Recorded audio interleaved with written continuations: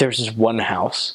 Okay, we were visiting this family. They just moved there, and both parents were mentally ill, and it was pretty severe. So neither one had a job, and so we would go see them during the day, and we were talking to them. And this house next door is foreclosed on by the bank, and and these parents had been going around the house, and they'd been picking up needles from off the ground. There were lots of heroin needles and all those kind of things, and apparently some meth addicts had broken in through the back window, and they had just started living in this house.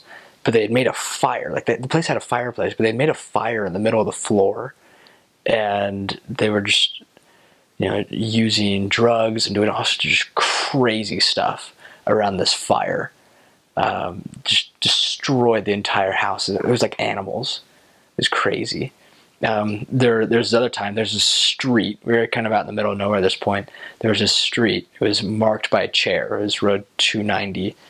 And the first house we go to is a trailer that's been welded to another trailer, and everything's been locked up, which is usually a pretty good indicator of a meth compound. They also have chained dogs all over the place. And they're all kind of starved, abused dogs. So then that was the first house we go to. The next people we talked to, they were actually kind of nice. Then we go to this next house, and they just had, like, nobody was home, but they had goats that just wandered freely through their house. It was pretty odd. But then the next house after that was a meth compound, and they had actually built walls out of scrap metal and broken down cars around this house, like a sliding door and everything like that.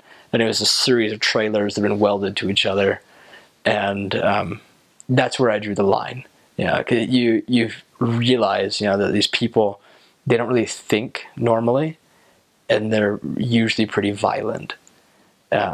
Meth heads are pretty scary. They look scary. You can tell them by their appearance. Usually, lack of teeth, leathery skin, hair is falling out. Their bodies are extremely shriveled, but they're extremely strong and fast. They're pretty scary. And so you have to know how to avoid them and kind of use guidance with that. So in these other places I was willing to knock on, but this one in particular I could tell was dangerous. There was potential for us to get shot if we were to go over there. So it's one of those things we just had to avoid.